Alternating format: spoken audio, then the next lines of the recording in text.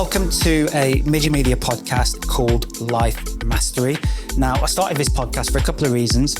Number one is a little bit selfish because I love listening to and spending time with interesting people. Number two is I want this to be a bit of a toolkit for people, young and old, to learn from people with diverse experiences. You'll hear conversations with entrepreneurs, Olympic athletes, top corporate leaders, and more. And they all have something valuable to share about what really matters in life. Along the way, I'll share some of my own experiences, the wins, the losses, the risks I've taken, and the moments of joy and tragedy. So listen with an open mind, and hopefully you'll take away something useful. Thank you and enjoy.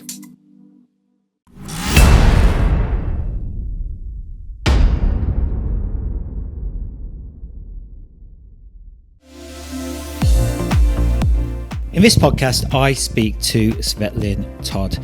I met Svetlin at a tech conference in Lisbon a few years back, and we really got on and became friends. I've really been fascinated and inspired by Svetlin's life. His passion is windsurfing, which has led him to build a business and lifestyle around that passion.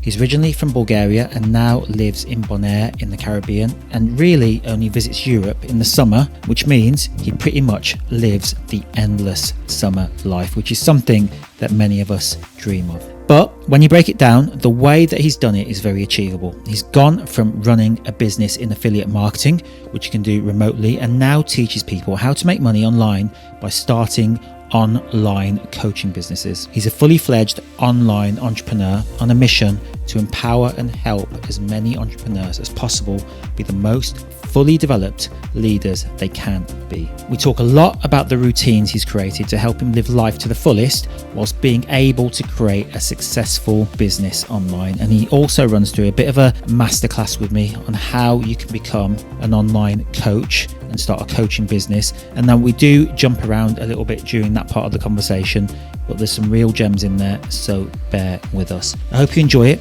and I hope you get something from this podcast with Svetlin Todd. Svetlin, good to see you. It's been a while. I mean, we used to meet up every year at the Web Summit in Lisbon. We had some good times there. And, you know, I found you to be one of the most interesting people that I ever met. And that's why I wanted to get you on Life Mastery, just to see what you've been up to talk about your life, like how you ended up being where you are. So why don't you tell me, like, where are you right now? Where are you sitting? Absolutely. Good to see you again, buddy. I know we used to connect a lot more often in the past, so we need to kind of correct that mistake. But that's because I've been reallocated, and now I'm full-time in the Caribbean. That's where I live. And for the past, I would say more than 10 years, I've been all over. Like, I've created a lifestyle where I was just able to kind of spend 3 months here, 3 months there, and just travel and be all around the world. Now, for the past 2 years, that has changed a little bit, only because I just wanted to refocus again on business, starting some new ventures. So I just decided to kind of slow down a bit, and I have found a place where I feel really at peace and super excited about my life and very productive. So I have slowed down on traveling a little bit for the past year and a half, 2 years. And now I'm full-time in the Caribbean. Okay, so you're not, I remember before you would spend about 6 months in the Caribbean, which would be during Europe's winter, because I know you're originally from Bulgaria. Then you would like head over to Turkey as you got to like spring, summertime in Europe, and then maybe a couple of months in Bulgaria. So you're not doing as much as that anymore. No, and I still do it, but it's just for the past like a year and a half. As I said, I just really wanted to focus on business and the new ventures that I've started. And I just figured every time I travel, I kind of lose a little bit of my traction, so to say. So I just decided this time I'm just going to focus a little bit more on business. And then once I get to a point where I'm fully satisfied with the results and the outcome, I'm just going to carry on with my lifestyle again. But my vision for life is ultimately I want to be able to move around and spend like 3 months here, 3 months there, ultimately have 3 places all around the world and kind of move around. But it's interesting, isn't it? Because you and I have had a lot of inspiration from people like Tim Ferriss, and that whole kind of 4-hour work week, that digital nomad kind of lifestyle, you've lived it a lot more than I have in terms of like moving around at least. And one of the things that I've learned over the years is that travel is cool. I really like to travel a lot, but it does take a little bit of your focus and your momentum away when it comes to like business and even like your training sometimes. Yeah, that is 100%. I completely agree with you. And that's why I said I really like where I am right now in the Caribbean. Like my environment is fully optimized based on the lifestyle that I want to live. I go to the gym, I do work, I do surfing, kite surfing, all of that stuff that really energizes me and inspires me to live life. And at the same time, I can be, my output is significantly better, meaning I can achieve more by doing less, as opposed to when I go to, let's say, Europe, and I still do it, but because I don't really resonate with the people, the environment that I have created myself there, I'm not as productive. So I find myself working harder and not really getting to the results, as opposed to here where I'm like fully excited about life. I really like the lifestyle and everything. And then my work is again a lot better when I do it from here. So that's what I've identified. And I think like environment is one of the key, how do I put this? I think environment is really important for entrepreneurs. And I think not a lot of people think about it in that perspective. And they just think about the first order consequences, but I've been obsessed with what I call second order consequences. So simple decisions like changing your environment, just going to a place where you really like and love kind of being, it will allow you to create better work and inspire, kind of unleash your creativity and achieve even bigger things in life. Before we get a bit deeper into that, just give people a bit of a background into how you were able to create a lifestyle where you came from Bulgaria and then were able to go and spend so much time of your life in the Caribbean, windsurfing every day, living the life that you essentially wanted to live. Yeah, sure. Well, like my biggest passion ever since I was a kid, it's been windsurfing. The problem is I'm from a small country like Bulgaria, where windsurfing is not that big. First, to be able to windsurf, you need to have the sea. Well, we have the sea in Bulgaria, but it's not that windy, so the conditions aren't that great. Plus, it's cold 9 months of the year, so you can only do it for so much within the summer period. So it's been my dream to be able to just travel the world and windsurf in the most beautiful places in the world. And I've always worked towards achieving that goal. And ever since my career as an entrepreneur, so to say, this has been my focus. And I was fortunate enough to be able to actually create that. And then I've been just traveling the world, visiting the most amazing windsurfing spots in the world. And I achieved it through building online businesses. Like ultimately, I'm 34 right now. And ever since I was 18, I've been really obsessed with building businesses, but not just businesses in a way that will allow you to create the lifestyle that you want to live. So for me, business needs to be like, there are three rules that I always set for myself when I start a new venture. The very first one is to be able to actually do it from anywhere in the world, because this is really important to me. So you need to have this location independence. Second of all, you need to be able to kind of live life. If you create yourself just another job, that's ultimately not the goal. You need to build systems, you need to build automations, you need to build like a team to be able to essentially create a hands-off business where you can also live life. And at the end of the day, you need to build a business that is sellable, because I think a lot of people make that mistake that they start a business just because they want the money, but they don't realize that if you don't really build enterprise value, then again, you end up creating yourself an expensive hobby or just a high-paying job. So these are my 3 rules when it comes to business. And through building different ventures online, that's how I was able to create that lifestyle where I can windsurf, travel, and work remotely. Why don't you that makes sense? Give me an example of what one of those businesses like and how you were able to set it up and make it work? Yeah, so I actually started with affiliate marketing. I don't know if your audience is familiar with what affiliate marketing is, but essentially, in a nutshell, affiliate marketing is promoting and selling other people's products and businesses. And I found this to be a great way for me to start because I told you I've been doing this since I was 18. So in the beginning, I didn't have the skills. I didn't have the knowledge. Most importantly, I didn't have a product or a service to sell.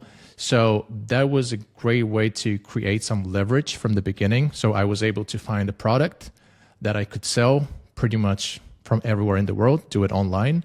And then I had to learn how to do marketing, how to do sales, how to connect with buyers that will be willing to buy my product. And then, that's how I started with affiliate marketing. And then this thing evolved to starting other ventures down the road, creating relationships with people just like you and others. And what gave you the confidence to say, all right, I don't need to do this from my bedroom or an office in Bulgaria, to then go and venture out to somewhere like Bonaire? I don't think it was a confidence issue, to be honest. It was just, I was just super young and I didn't really care. And I was prepared to fail as many times as needed. And I did fail many times.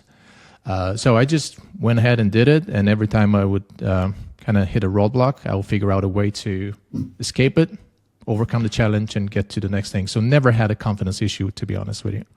So going back to what we were discussing about moving around, traveling, and then optimizing that home environment so that you can have peak output, what kind of things have you been working on to help you achieve that peak output? I'm not talking about in terms of your business, but I'm more in terms of your lifestyle day to day. Well, what I would say is that now, and I'm 34, everything in the past, whenever I started a new venture, I would always start with the goal in mind. Here's what I want to do. I want to make 10 grand a month or 20 grand a month. And I didn't really care of the vehicle of how I'm going to get there. It didn't really matter to me. But now if I'm to do this all over again, I would ask myself, what do I not want to do? You know what I mean? I will kind of try to begin with the end in mind and then create a path to get there. And this just comes from over like 15, 16 years of experience trying different ventures. I've tried so many things. Most of them have failed, but a few of them have actually hit and they were able to help me create this lifestyle. So let's say for this person, if they want to have a business, but they don't want to be stuck in one location, well, then you have to ask yourself, what kind of business do you want to do? Do you want to create a service-based business? Do you want to create a product-based business? If it's a service-based business, what kind of service are you going to deliver? Do you have the skills and the knowledge to create a service? And if they're in the beginning of their journey, chances are that they might not have the skills. So they might need to go ahead and maybe do something for other people, maybe even for free, so they can get that knowledge, gain that experience, and then repackage it into a product or a service that they can start charging money for. Or they can do something that I did, and they can potentially start with affiliate marketing or something else, use other people's products and services, and start promoting them. What have you learned about creating that sort of routine or that environment to help maximize your output so you get what you want from your business as well? Oh, that's a great question. And I'm actually super big on health and training and eating good food and all of that stuff. So I've experimented with so many different things and supplements and food and training, and I keep experimenting every single day. I guess what I would say the biggest thing for me is sleep. And it may sound boring, but I have changed my mind on that during the years. And usually people always start with the training, the nutrition, and the daily grind, and they forget about the sleep as like sleep is the last thing you do in the day. Well, I have flipped that thinking sort of, and I always start with the sleep. So my day actually starts with the night, and the day is the second part of the 24-hour period, so to say. Because if I don't get enough sleep, and most importantly, if I don't get high quality sleep, then my day is shit, right? So that's why I have prioritized my sleep now. And then once I get good sleep, then I can make better decisions. I can work less, but be more productive. And also, I have really clear mind on what I want to achieve and how to get there. And I've noticed when I don't get enough sleep, then first I cannot make the right decisions. I'm constantly have brain fog. I'm confused. I'm angry. I'm anxious. So overall, it doesn't really work. So I'm going to say number one is sleep. Try to optimize your life to get enough sleep. Make sure it's high quality sleep. If you don't measure your sleep, it will be very difficult to actually optimize it. I can recommend this thing that I use as the Oura Ring. I've been using it for years. It actually helps you measure your sleep, and you can make decisions based on data instead of just guessing what works for you. And what's interesting is a lot of people will think they sleep great, but when they put on the ring and they realize, oh my God, I don't have enough deep sleep, or I don't have enough REM sleep. And then once they make the changes and try to optimize their sleep, it's like they got an additional burst of energy, and they never performed at 100% in their lives in the past. So number one will be sleep. The second thing that I changed is I would always keep the first 4 hours in the morning for myself. So I would wake up, go to the gym straight away. So I would train for as long as it's needed. I don't touch my phone until 11 a.m. So this is a rule that I have set for myself. It was very difficult and challenging, and I think a lot of people will resonate with that, because the first thing I used to do in the morning in the past is I wake up, I grab my phone, and then I check Instagram, Twitter, the sports news, and whatever that was, right? So the first 15 to 20 minutes is just always me using my phone, maybe even checking emails, checking messages from friends and people that I work with. Well, I have changed that completely now. So I use this thing called downtime. If you're using an iPhone, you have it. It's very easy to set it up. So basically none of my apps in the morning are active until 11 a.m. And I just use the music, or I would listen to a podcast. So I go to the gym, I listen to my favorite songs or to a podcast that I like, so I can actually learn something new.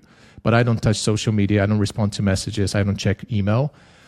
And just by doing that simple change, again, I think it puts you in a more of a productive and creative state, as opposed to being reactive. Because what happens when you start kind of checking your emails and social media and all of that stuff in the morning, you activate your reactive state, and you become a lot more anxious, you become a lot more unproductive, plus your creativity vanishes, so to say. So this has been big for me as well.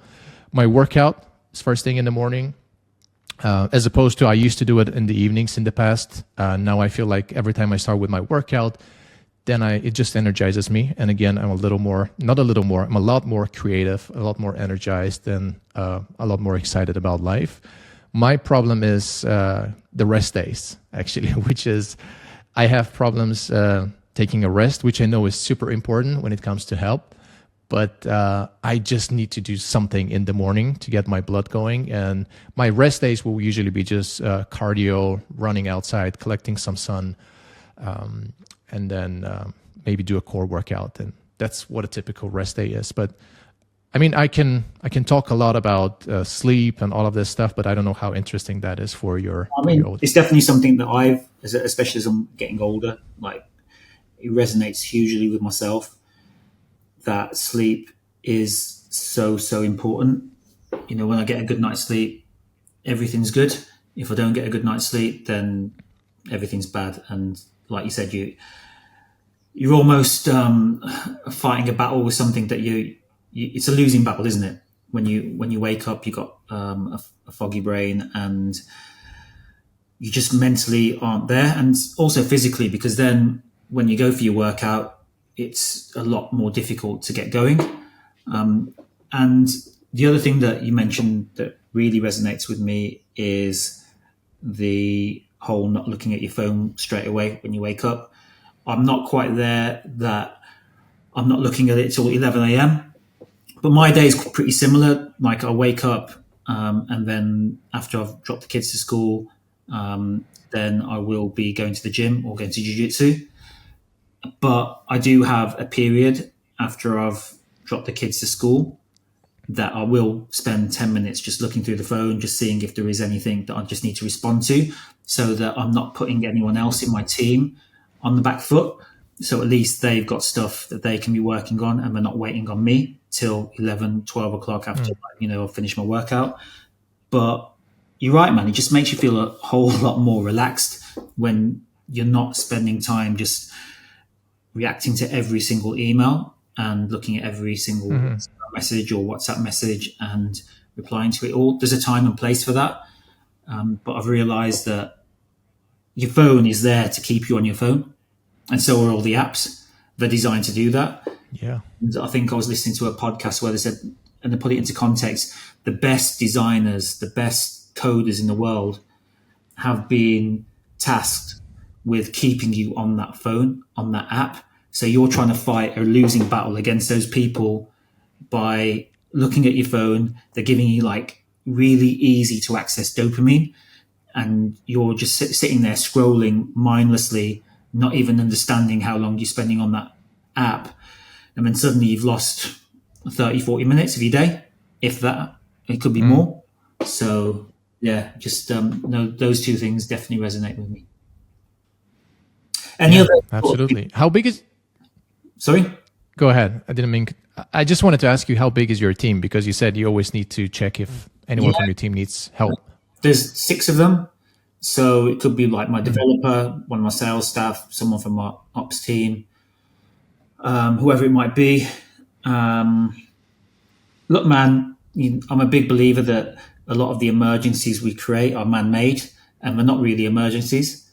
Like if nothing is ever going to sort of be a disaster if you don't respond straight away. So sometimes people just have to wait. Absolutely. That's something I've learned as well. So nothing is as important as it seems to be. No, definitely. So what about some of the other things that you've created in your life around sort of structure to help you get that maximum output? Well, wow, I guess there is a lot, but the obvious one is food. Again, I think it should go without saying that if you use crappy and poor food, again, you're not going to feel at your peak. And I'm just always surprised of how people actually think about food and what they actually put in their bodies, because like literally I know so many people that would spend a lot of money on things that do not matter, like let's say drinking and I don't know, buying stuff that they don't even use. But when it comes to food, they would always try to be super cheap. They would choose the poor sources, and they see food as like an expensive thing in their life. And my mind is always the opposite. Like whatever you put in your body, this should be the biggest investment you make in your health, so to say. It's funny because when you think about your car, if you put water in the tank, it's not going to run. But if you put premium fuel, it's going to be the fastest out there. So I think you should think about yourself the same way. Like whatever you put in the body is how you perform. And it's so obvious, but yet so many people kind of don't look into this, so to say. So I would say food is an easy one. Sun, I think that's a huge thing for me. Like every time I would go to Europe, and I used to live in Austria and Vienna, and it has a beautiful summer, but then in the other 9 months it's really gray and foggy, and I just noticed that just the weather really depresses me. And I know some people are not like that, but it just really affected my mood and how productive I was and my ideas and creativity. So that's why I moved to a place where it's always sunny, it's always warm, it's barely raining, you see the sun every single day. And I just noticed that, again, it just helps me tremendously when it comes to business. And again, this is second order consequences. So you make a choice to move to another place, and at first it may not look like it's a big deal, but then it has other consequences down the road which allow you to create better business, create better relationships, live a better life, healthier lifestyle. So I would say like sun and the weather, it's something that really helps me. I want to ask you about living somewhere that you get really good weather 365 days of the year. You're obviously from Bulgaria.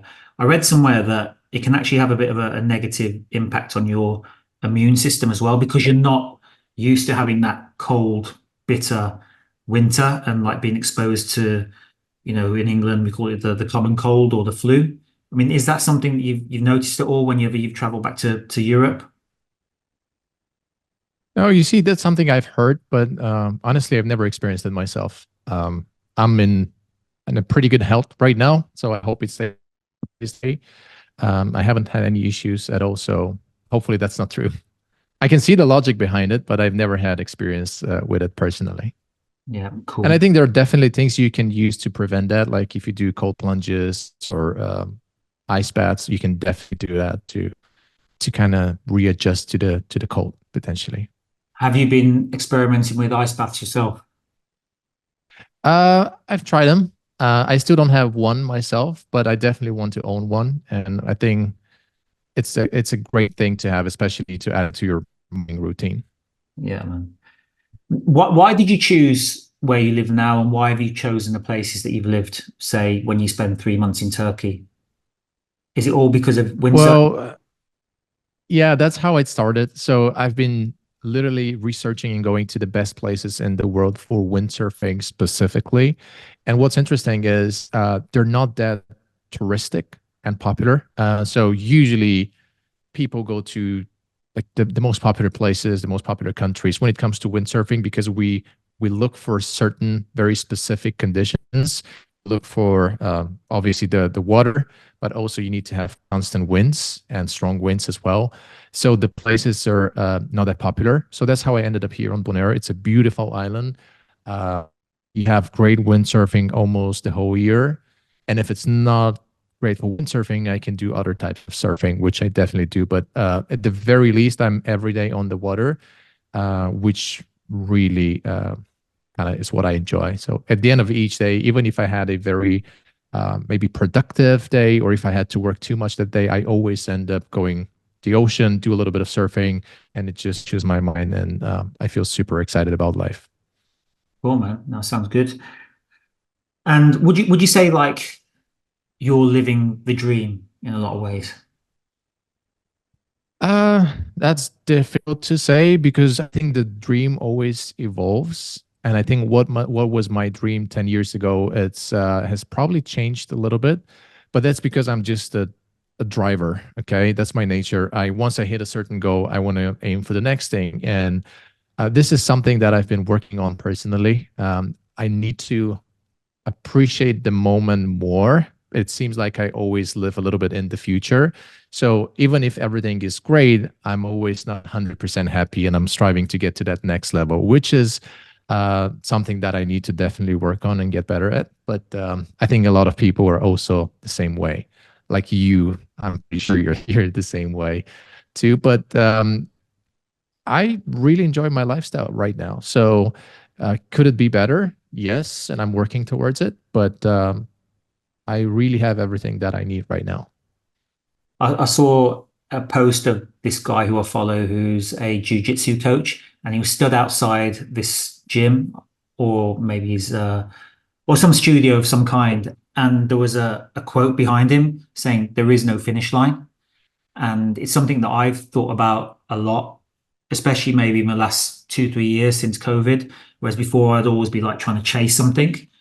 And then when you get there, you're kind of like, all right, is that it? But when you have a sort of mentality that what you're doing every day is, yeah, you're working towards something, but ultimately the finish line is just being happy and healthy and not that X amount of money in your bank account or that status that you thought you wanted to have. What do you think about that? I 100% agree. I think the key to me is making sure I have purpose. And the other thing is seeing that I'm making progress towards my bigger why, towards my bigger goal.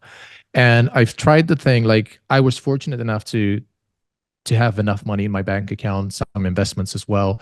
And I would literally 2 years I did nothing. Like I wanted to see how it feels to be retired. And I got bored.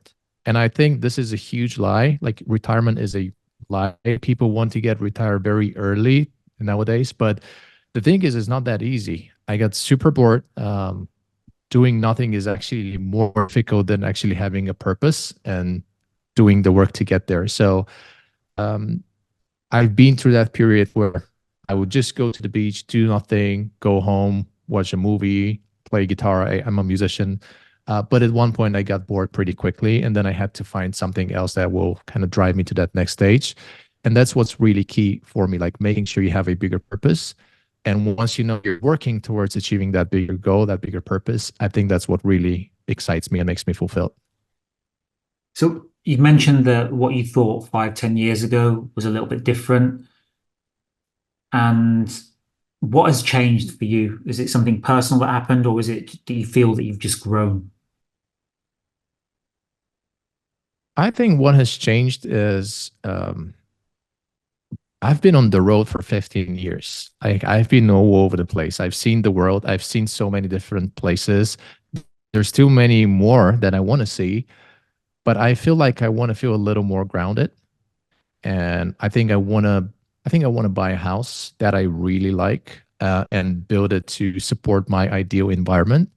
And I think once I have this feeling of having maybe a base and feel a little bit more grounded, this again will unleash that next level. And then I'll be able to make even better decisions. And again, I'm going to resume traveling and going to these other places, knowing that, okay, I've built this thing that is according to my lifestyle, according to my dream.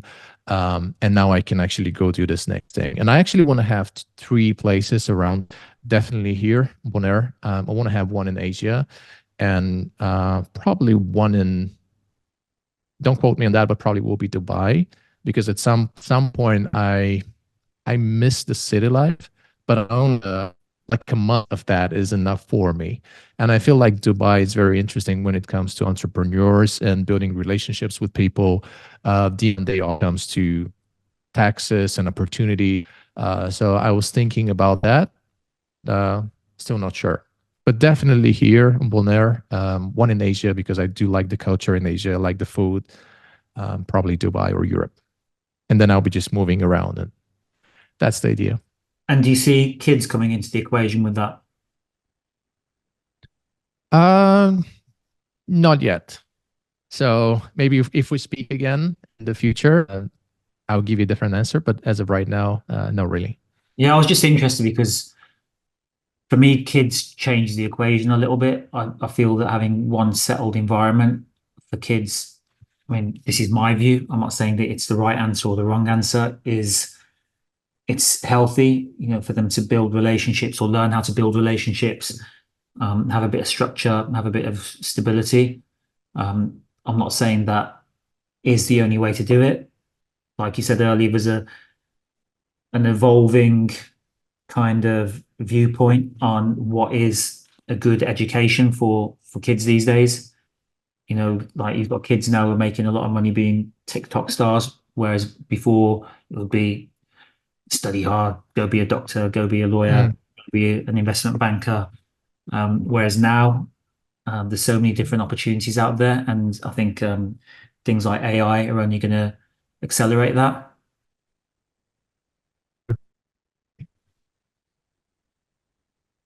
Do you have a question?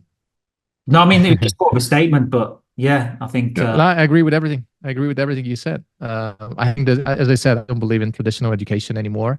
I think it's definitely outdated, and this is one of the things that I'm working on, and I've been working on for the past few years. Is I want to be able to disrupt education, and I don't mean this in a bad way, but I want to be able to provide the best tools and tactics for aspiring entrepreneurs to actually create the lifestyles that they want to live.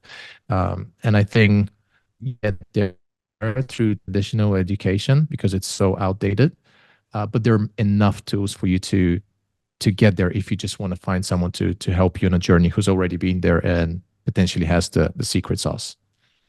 what are you working on right now? What is your business and what are you working on? Oh man, too many.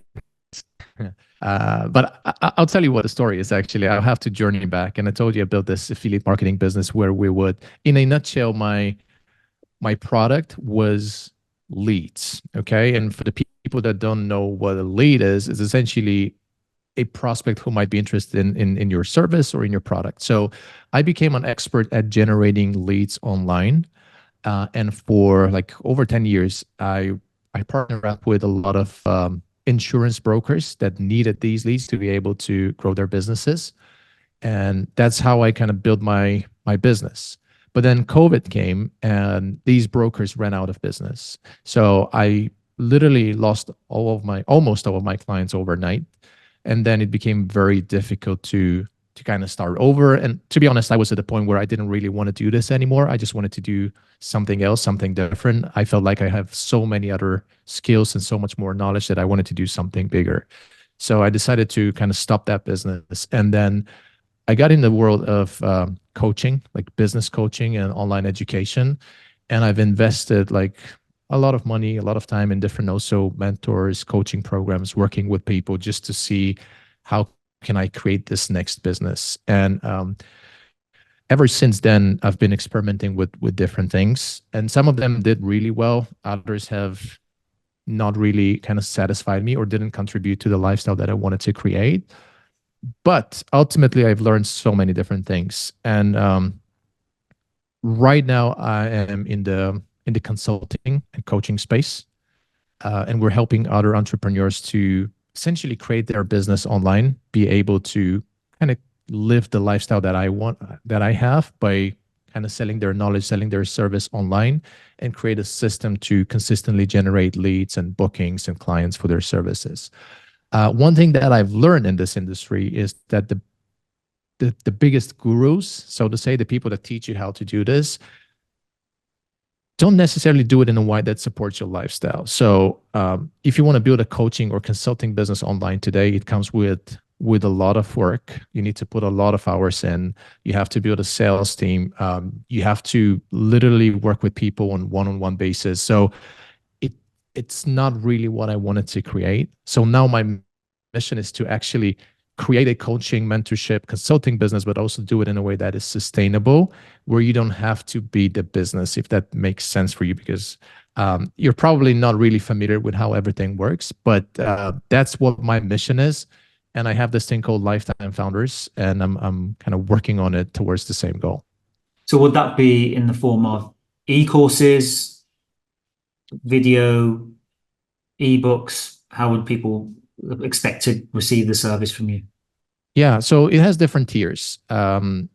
You can literally, like the first tier is, or the highest tier is to be coached directly by me, which is on one-on-one basis. But then underneath, we have different tiers. We have online courses. We have a community, which can be free of charge. And then you're going to build different products and different courses, which you can leverage essentially at the end of the day. So, I mean, would you be able to give like a bit of an insight into what someone might expect to learn on a course? Yeah. So actually, again, I want to go back to what I said earlier. Like if you're in your, let's say, mid-20s and you want to build an online business, and let's imagine that you already have a skill. I actually want to talk about you, if that is okay. So let's say it's Gurmish, is 25 years old. At what age did you start your business? About 24. About 24. What did you do before that?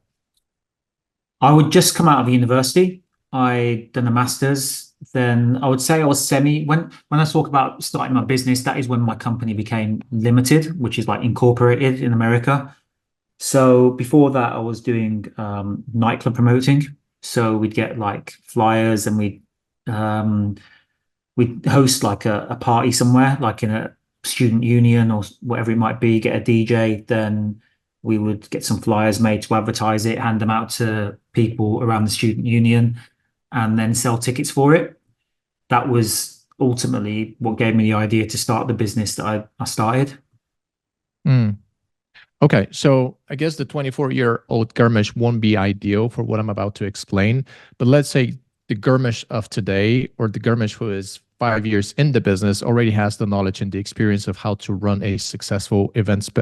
How do you call your business? An event management business. Event management business. Great. So I guess what will be an ideal client for me is someone who already has skills, someone who already has knowledge, and they want to be able to leverage these skills and knowledge into building an online product or an online service, so that they can start travel around the world, make enough money, make good money, not just enough money, but actually make good money, because you can make a lot of money doing this. I think the first step to any business is to offer a one-on-one service. So let's again pretend it's Skirmish and you built this company. I can guarantee you that there are at least, I don't know, maybe 1,000 other people that want to build an event management business, but they don't know how to do it. And they cannot learn that in university or in school, nowhere. So they're looking for a way to create that business. So what I would do if it was you is I would create an offer saying, hey, if you are interested in starting your own event management business, this is what I've built, and I can help you get it off the ground and take it to a place where it makes you, let's say, this much money. Because now you actually know what needs to be done. If you want to start over, I'm pretty sure you can create a blueprint. You already know the steps, and it will be easy for you to go from 0 to 1 pretty quickly, as opposed to someone who's just getting started and they have to find all of that secrets. So step number 1 will be to essentially offer them a one-on-one service. And that's what me and my girlfriend are actually building right now. I can kind of share with you a little bit on that as well. But you just find, let's say, 10 people or 5 people that want to buy this, so you can validate your offer, right? If you find 5 or 10 people that want to buy this, now you know, okay, there is a market for my service. Now, the second step is for you to coach these people, to train them, to literally hold their hand and get them to a place where they go from 0 to actually making money with an event management business. So now you have proof, and you have 10 people that achieved success. You help them get there, so they can give you a testimonial. They can give you a case study. They can leave you a review. So now the next thing for you is, if you want to get out of the one-on-one coaching and mentorship business, because still this requires a lot of time, you can turn that into more of a group setting. So the next step will be, hey, I'm looking for 10 people that want to build this business, which I did, and I built it over the last 10 years. And then I help these 10 other people do the same thing. Are you interested to build your own event management business? Great. Well, we have this group program where we're going to literally give you the steps to get there. So you create a group program. You pre-record the videos. You create a course, because as you're teaching the first 10 people, you would identify a potential issues, like what are the questions they have, what are the struggles they're going to have, what are the main challenges. As you're working with them, you can actually improve your product, improve your service, and you can turn it into like a video course. So your second product could be, again, like a group coaching program where you have a course which is pre-recorded, plus people get on a Zoom call with you every, let's say, Friday or twice per week. So now you have removed yourself from the one-on-one, and you don't have to kind of trade your time anymore. You're only going to do it once per week. Plus you have this pre-recorded setting. Plus you can actually get more clients at the same time. And then from there, you can create another product if you want. Like, you can just turn it into an automated course.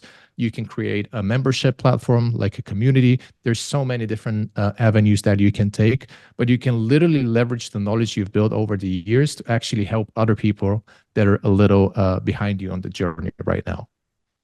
So the first 5 are probably the key people that you want to get. How would you get the first 5 to 10 people? That's an excellent question. And that is where I think most people get stuck. And again, I'll answer this with a question first. So there are only 2 ways you can get a customer. You can leverage your time, or you can leverage your money. Now, Gurmesh, at let's say 30 years old, you probably will have some money, so you can leverage the money. If you're just starting out, you don't have any money, you have nothing, then you have to leverage time, because you have enough time, you don't have the money. Well, the simplest way for you to do it is you need to look for ways to get them organically. So social media is the easiest option. So you can start posting content on Instagram, Facebook, TikTok, YouTube. The downside is it will take a little longer to get your first customers, but you can do it for free. You just need to trade your time. You can also cold DM people, cold outreach. You can find emails of people that might be a potential client of you. You can start emailing them. You can start cold calling them. Like, there's so many different tactics you can do to get your first customers for free. But see, if you're in a position where you don't have the time, but you have the money, well, you can do it with paid ads. This is how I would always start. Like, I would always start with paid advertising, because it allows me to get feedback faster. So I would create my ads. I would create a landing page with an offer, and then I will send them to that offer. And then from there, that's how I will find the first 5 people. Use my service as an example, event management. Mm. Will I be targeting that via Instagram and Facebook ads because I'll be looking for people who are interested in events or event management or who studied event management at university or college or something like that? Or would I be doing something on PPC on Google? Who might be interested in building an event company? People who, a lot of people who did event management courses. They'd either want Okay. to go for a job in events management or potentially Yeah. start an events management company, or people who actually work in events management as themselves in a company and want to start off. Sure. So the first question that you need to ask yourself is, who is your most ideal client? Are these people that are already in the business? They're trying to build their own event company, but they're struggling. They don't know how to get the customers, or they have a problem which you know how you can solve. Because if that's the client, you can go one way.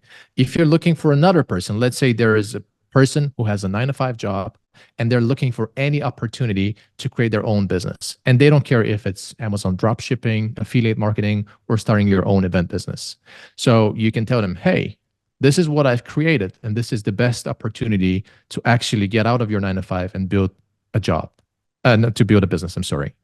So now you can find another ideal customer. So based on who your ideal customer is, then you can change the platform. So let's say you're already going to know where the event businesses are. Probably they hang out on LinkedIn. So maybe that's where you need to go. Maybe you should run ads on LinkedIn first.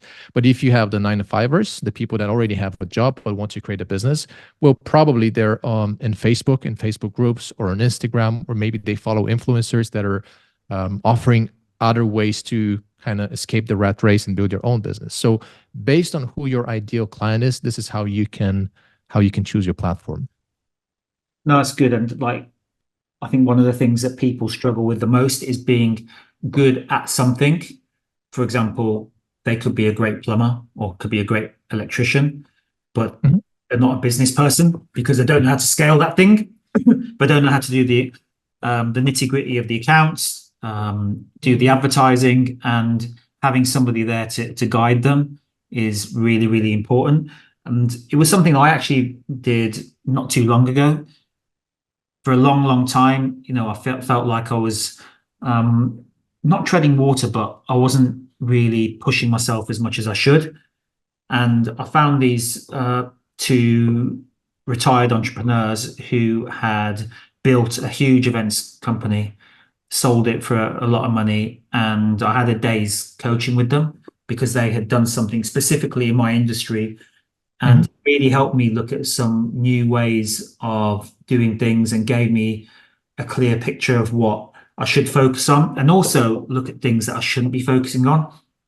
As a part of my business where I spent and invested a lot of money, a lot of time, a lot of energy, and it actually gave me the confidence to say, although I've spent that money and that time, I should probably take the foot off the gas a little bit with that particular side because the potential isn't what I thought it was going to be. How do you Mm. think about times when you've had businesses and stepping away from them when you've had that what's called the sunk cost fallacy, where you've invested so much time and energy? At what point do you think enough's enough? It goes back to, what is the thing that I want to create? Like, what is the goal and what is the thing that I don't want to have? Because if you're building a business that you don't want to have, and even if it's making you a ton of money, but it's compromising your lifestyle and you're not able to travel, and if this is something that's important to you and you really want to do it, well, I don't think you need to put your resources, your energy, your time into doing this. You should recognize the fact of, what do you actually want to create? What is the life that you don't want to have? Because like, you can have $1 million business created one way, and I can have it created a completely different way. And one may fit your lifestyle, the other one may fit my lifestyle. So again, if it's not aligned with your goals, your values, and the way you want to live, I would say just reallocate your energy, your time towards something that is more meaningful to you, and then focus on that and go all in. Because I think another mistake especially people in the beginning, is they spread themselves too thin, doing too many different things. And I literally hate the term side hustle, because people have like a ton of side hustles, but they have a main nine to five, and they have a 3 or 5 different side hustles. But I can tell you that if you have a side hustle and I am doing this full time, I will always win. So you should choose one thing and try to go all in, instead of kind of spreading yourself too thin, trying different things. Um, and that's just my way of thinking. Flipping that on its head, thinking back to your insurance affiliate marketing business, and you said that during COVID, you made a decision that perhaps the market wasn't there like it used to be. Mm. So what were the kind of defining moments that made you think enough's enough? I need to move on from this? Oh yeah, that was actually it was super clear to me, but it was a little scary, so to say. I think like for a few years, I've hit a ceiling. Like just when by looking at the numbers, I was always hitting the same numbers. I wanted to grow, I wanted to get to that next level, but there were certain constraints in the business that would not allow me to kind of get to that next level. And the main thing was the fact that I was actually selling someone else's product. So I did not have control of that. I could do the best marketing, I could do the sales and everything, but if their product is not good enough and I don't have a control of the product, then there's nothing I can do. So at that point I knew, okay, I think I know a lot, and my skills, my knowledge has grown already. I want to get things to the next level. But to be able to make that transition, I need to get out of this thing completely and focus my energy and time on something else. And in the beginning, I actually didn't do it that way. I tried to start something on the side, but it wasn't really working because, again, I had to split my attention, my focus. And I think then COVID and everything was just the thing that said, okay, it's time to actually move on to that next thing. But if I need to go back to that moment, I would now with absolute certainty make that decision. I've been there. It's like you said, you do feel a little bit bad when or you don't really feel certain when you're trying to make that decision, especially when you invested so much time and energy into something. But you do sometimes just have to take the plunge. Is there anything else that you'd want to talk about in terms of how you're trying to help people at the moment with their businesses? I mean, anything. I'm an open book, and whatever you want to ask me, I definitely would like to share. I can tell you right now what I'm doing with my girlfriend. I don't know if this will be interesting for you, but and it's also how I got to the idea of helping people build successful coaching and consulting businesses. Because like a few years ago, I've been an entrepreneur my entire life, but then my girlfriend, she had a job, and she was not really happy in her job. So we were looking for ways for her to do something else so we can travel more and have more freedom and kind of enjoy life together. So we've been looking at different things. We've tried different things. Not everything worked. At the end of the day, we stumbled across something that is called the photo booth. And I think you're familiar with the photo booth because it's very popular in your industry. So yeah, so we said, okay, this might be actually a great opportunity for you to create a business. And then we can see if we can do it in a way that will actually allow us to travel and have more freedom. So we did it completely differently. So the way most people will build a photo booth business, they would first buy equipment. Some people will buy 1, 2, 3 units. So it starts with a significant investment, and they try to get the customers. The problem with that is if you don't know how to get the customers, it doesn't matter how much equipment you have. If you're not having any customers, any clients, you don't have a business. So I said, okay, let's try to do it in reverse. Do it my way, the way I've been doing businesses in the past. We're going to start by pre-selling our services first before we even buy any equipment. So within 30 days, we built our online funnel. I focused on marketing, paid advertising, because that's my expertise. In the first 30 days, we got 21 clients. We got them to give us 50% deposits. We made about 15K in revenue within the first 30 days of the business. And we used that money to buy our first equipment, which was an open air photo booth with a DSLR camera. Plus, we hired a photo booth attendant at this point because I have no idea how to set up the equipment. I've never touched it in the past. I don't know even how to take a picture, nor does my girlfriend know how to do it. So within 30 days, we were able to achieve product market fit, pre-sell to 21 people, hire someone that actually knows how to do this thing, and get the business off the ground. And then within 10 months, we already made 6 figures. And within 1 year, the company was voted for the best photo booth company in Florida because we did it in the States. And what I think is really important is that we were able to do all of that by living in Bonaire in the Caribbean.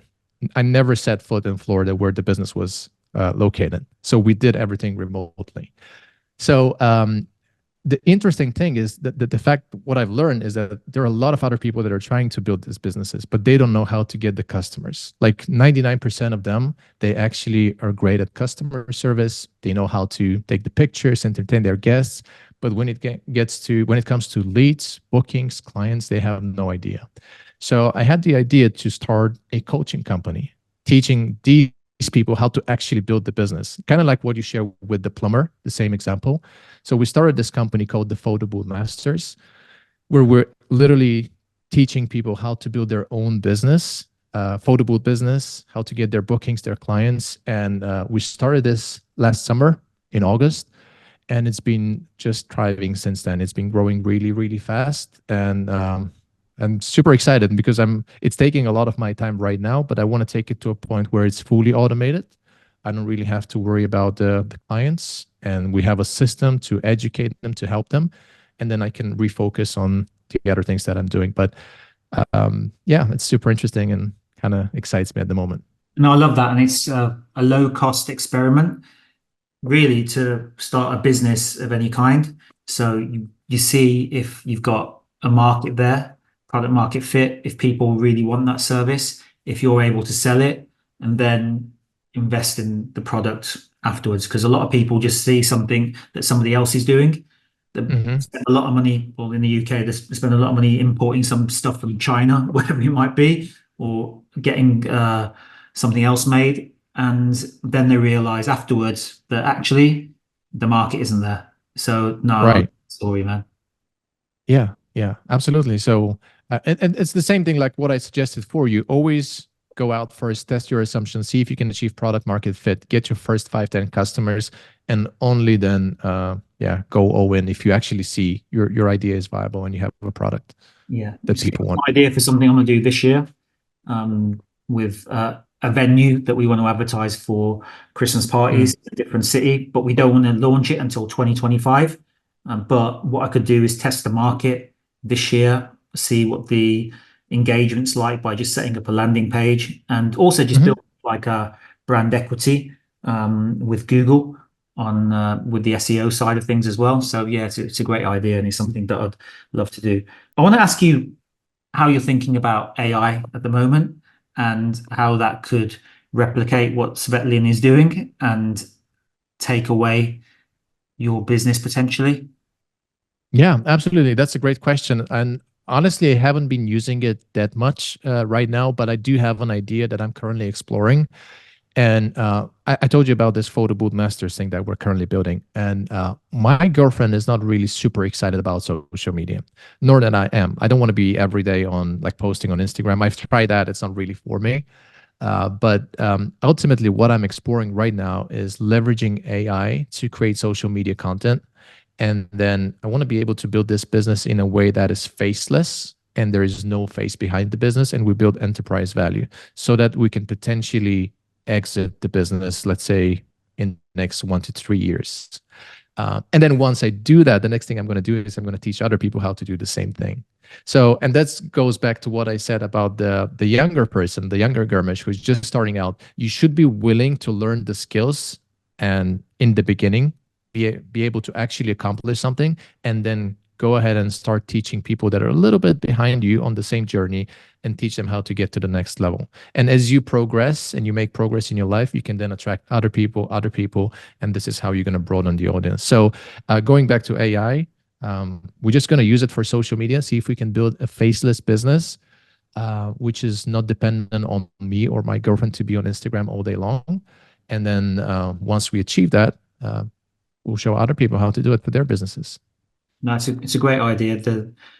And I feel that you're going to be a lifelong teacher. There's a saying that goes something like, fools learn from experience. I prefer to learn from the experience of others, because if someone else can just teach you, then why go through all the shit that business owners have to go through if somebody else can just give you like the answers before you go through that shit? Yeah, you just have to be careful how you choose your teachers, though. I think this is one of the things that it's difficult to do nowadays. But again, teachers are super important. Mentors are super important. I've had many mentors in my life. I keep having mentors in my life. But I think the key is to really be able to filter out the bad actors. How do you think about mentors, and what has been a good mentor versus a not so good mentor in your life? Um, I think first, when it comes to choosing the mentor, you have to choose a person who is able to create a life similar to what you want to live. And I think this is a little could be contradictive, because a lot of people think as their mentors, like your parents must be your mentors, but that's not always the case. Because yes, you can love your parents, but if they haven't created the life that you actually want to live, well, maybe your parents are not going to be the best mentors for you for the life that you want to create. So it starts with like asking the question, is this person living the life that I want to live? And if yes, can I actually use their knowledge, their expertise and skills to help me get there? And then go ahead. If you want to switch to the other Zoom, I can see. I think it's very important to have mentors who have actually walked the walk as well as talk the talk. And that could be in anything. I can give the example of a business coach, somebody who's actually created and built a business. I think that's important. A gym coach. I mean, you mentioned to me offline that you've started a new routine with a new trainer. I'm sure when you looked into that trainer, you wanted to see somebody who's actually had results for themselves and lived it as well. Would you agree? Absolutely, 100%. I think that's most important than anything. Yeah, making sure the person is actually living the life that you want to live and is having the results that you want to have. What are some of the trends that you're seeing right now in business? Because you're somebody who, as I said, we met at the Web Summit, which was the forefront of technology. When we went, used to go. I don't know if it still is. I'm sure it's still a great conference, and everyone there had entrepreneurial minds. And what struck me about you was that you had a great entrepreneurial mind and a great mindset and outlook on things. As somebody who stays ahead of the curve, what are some of the trends that you're seeing now in business? Well, obviously, the AI is the biggest thing. I personally feel it's a little overhyped as of right now. Sure, it is definitely the future, but I feel like it's not there yet. And literally every single person, every single software will claim they actually have this super important AI feature that has been new, but it's just been there forever, and they're just using it to be able to make more sales. So I think it's a little overhyped. It can definitely be useful if you can figure out a way to implement it in your life and your business.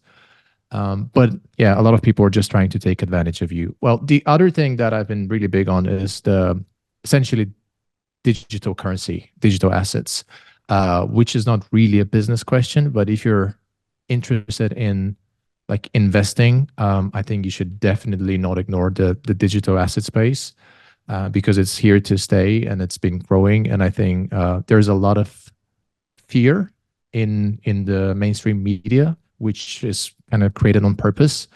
But if you really can see the future, I think you should pay close attention to digital assets. And I don't like the word cryptocurrency, because there is a difference between the cryptocurrency and the actual digital assets that are here to stay, and they actually have value behind it.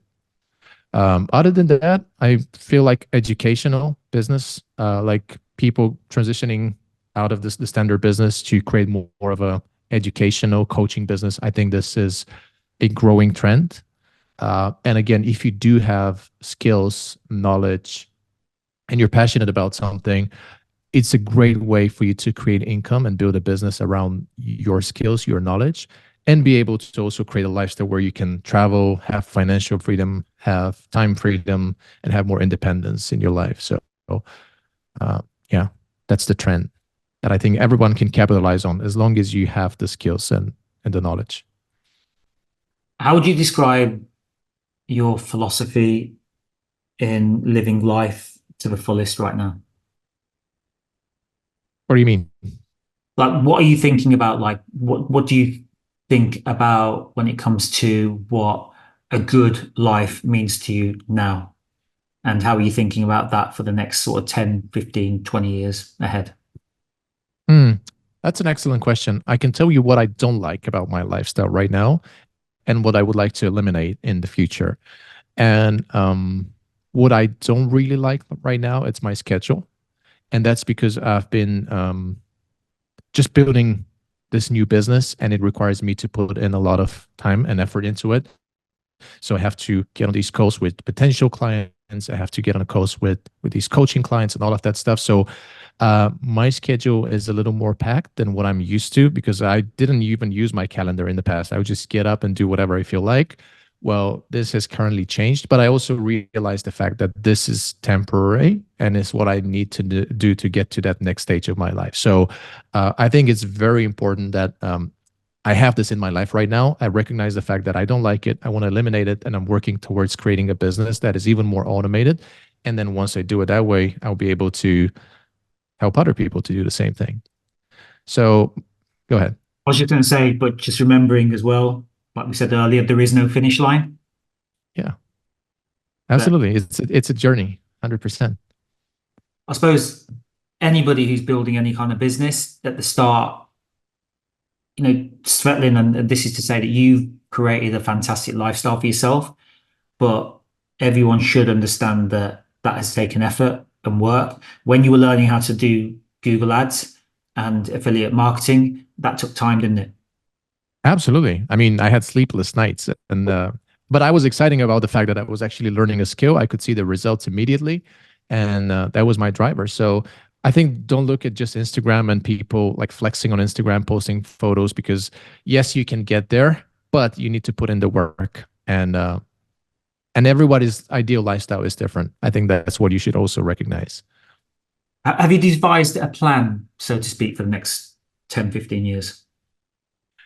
Um, I mean, I definitely have a vision. I even have a manifesto, which will be quite a fun read for you. Go on. Like I have like it's not something that I can share on this call. It's just going to be too long. But I literally have a Word file where it describes my life after 20 years. Like who am I? What I have achieved? What I've created? What do I own? What's the lifestyle that I want to live? And I think it's a very fun and creative way to kind of stay true to yourself and create a goal that you want to live towards. But right now, I'm just trying to focus on like the short term things that I need to kind of work on the task at hand and really put in the work and effort to get there. Me knowing that here's where I want to get, this is what I don't want to have. So I need to solve these problems so I can create the bigger life that I want to have, if that makes sense. Why do you want to own something? Why do you want to own assets? Because you mentioned earlier in the podcast that you want to own a house in 3 spots around the world, which is something that a lot of people would resonate with. But I'm just thinking, and I'm again flipping this on its head, that you're somebody who's lived this life where you've literally been able to get up and go whenever you Mhm. want. Why own something? Why have the hassle? So I've owned assets my entire life, just not the real estate. So I've invested into stocks and digital assets and other assets, and I think that's what every smart young entrepreneur should be doing instead of just wasting your money on buying stuff that you don't really need. But when it comes to real estate, I never bought something because I just wanted to be able to be flexible, right? Move around and kind of go to one place to another. And I still want to do that and I'll keep doing it. But just what I share with you, I kind of feel like I just want to feel a little more grounded right now. And I feel like this is what's going to help me kind of create the next business venture or the next bigger thing in my life. So that's how I feel right now. So this may change if we speak again next year. There's a CrossFit champion who was the CrossFit champion for many years. His name's Matt Frazier, and he was talking about something that his wife had said to him or his girlfriend or whatever it might be, that she said, invest in home because that's where you spend most of your time. So the environment around you, your house, like where you live, make it a happy place, make it a place where you want to get up in the morning Mhm. and just be there and do stuff in there. Having great holidays and traveling around the world. This is going back to the start of our conversation where we said that it is great, it's fun, it's exciting, but sometimes you do just need that grounding, and that's something that I've really appreciated, especially since COVID. I think before COVID, I would be traveling a lot. Um, and I wasn't so concerned about my routine. But now, just having a few key things in place to keep my routine going, it just makes me feel a lot more Mm. satisfied. I feel like I'm achieving more personally and also, yeah, in my business as well. And I just also feel that it's helping my health a little bit more as well. Yeah, I can agree with you completely. But again, I believe it's just it's the stage of life you are at in. And again, it Oh, may change. It may change for me next year. So it's just how I feel right now. But I yeah. think there's nothing right or wrong with it. Like, just aim to build that next thing. And that's not to say that young people shouldn't go out and just travel and just see stuff and don't tie yourself down too early. I Mm. think, in your 20s, that's what you should be doing. Like taking risks, Absolutely. having a go, I mean, and just getting up and just seeing different parts of the world. yeah, that's 100% because you cannot know where you want to live if you haven't been to Yeah, the other places. So you should go out there, build these relationships, see other places, see how it makes you feel. Because at the end of the day, I came to this realization just because I've been to so many different places, and I've noticed the difference in how it makes me feel, the people around me, the business results as a like effect of stuff. sure. You and I like resonated a lot and connected a lot about our admiration for Tim Ferriss and the 4 Hour Work Week. Are there any other books Mhm. or podcasts that you've been steering towards lately that have changed you in any way? A book will be The 7 Habits of Highly Effective People. I would say that I would recommend this book to every entrepreneur, and it's something that I would always reread myself because I really like everything that's in the book. When it comes to personalities, I still do love them. I think what he preaches is great, but I don't know him personally, so I don't know if he was actually able to create that lifestyle that he's talking about. So, and I know business comes with a lot of work. So, but I still love the way he thinks and everything he shares in his book. So that's great. Other than that, I mean, I have a lot of people that I actually no, I've changed that. I want to say something else. In the past, I would follow a lot of different people in different industries and in health and business, all kinds of stuff. But what I've realized is that this created a little bit of a like confusion in my mind, and it made me feel overwhelmed because there is no just one way to get to the result, to get to the outcome. So what I've been doing differently right now, let's say I set a goal and I say, hey, I want to create this thing. Then I would study who is the best in this thing. So let's say I want to do the most amazing business. Then I would say, okay, the biggest person in business is Jeff Bezos or Elon Musk. So I would study everything about that person. I would read all of the books. I would listen to the podcast, whatever videos I can find. And I would try to ignore everything else. And I would try to incorporate their way of thinking into what I'm trying to achieve. The same goes for my health goals or whatever that might be. Yeah. No, it's good advice because there is so much information out there right now. Mm-hmm. You could just end up following everyone, trying to chase everything from anyone, and you just end up with a mess in your head as to what is right and what is wrong. And Mm-hmm. yeah, I think having less but more quality people to follow, I think it's probably more important than quantity. And just to finish, Svetlin, is there anything that you'd want to just give as advice to young people? This podcast is called Life Mastery. Is there any sort of words of wisdom or anything else that you want to share? Maybe something about like your business or how they find out more about you. I guess don't be afraid to fail and try new things, and try to fail as many times as possible in the beginning, because at the end of the day, you're only going to learn through kind of doing the work and seeing how everything works in firsthand. You can read 1,000 books, but if you don't put in the work and the action, it's not going to work. So I think in your 20s, even in your 30s, you should be willing to fail and try as many things as possible until you find this thing that really sticks and works for you. If you go ahead and find mentors, find people that you really appreciate and you want to learn from, invest is what I would say. I think I wish I had someone to tell me early in my age, like, hey, you should invest in these things, or this is how you should think about money. Because I was actually making a lot of money, but I didn't, for example, my dad never came to me and said, hey, now start investing in stocks or start investing in real estate. So I had to learn everything by myself. And I feel like I would have been even further in life if I had someone to guide me. So I think you should get really educated on money investing and how that works. And this is what's gonna kind of help you get ahead in life very, very quickly. And obviously invest in your health and training and food, and that goes without saying. Yeah, and I would say that a really good book for that is by a guy called Ramit Sethi, who wrote a book, I'll Teach You to Be Rich, or something like that. And it isn't a get rich quick book. It's just about simple, stable investing. And I think it's just a great book for people to just get the basics of like investing in a variety of ways. So that might be something that people might want to read. But Svetlin, it's been good seeing you, man. Like, it's been a while, it's been too long. We've got to catch up in Lisbon in November. Let's go to the Web Summit again. Or they've got one in Rio now as well, so we should maybe venture out there, although I think it's next week. That might be a little bit too short notice, or we can do it next year. But look, I really appreciate you taking out the time. It's always an education. It's always a pleasure. And, I've got a lot of time and admiration for you, because you are somebody who walks the walk, ultimately. You've created that lifestyle that most people could only dream of. And you can teach people a lot, and keep spreading the message out there, because it's a good one, and keep teaching people.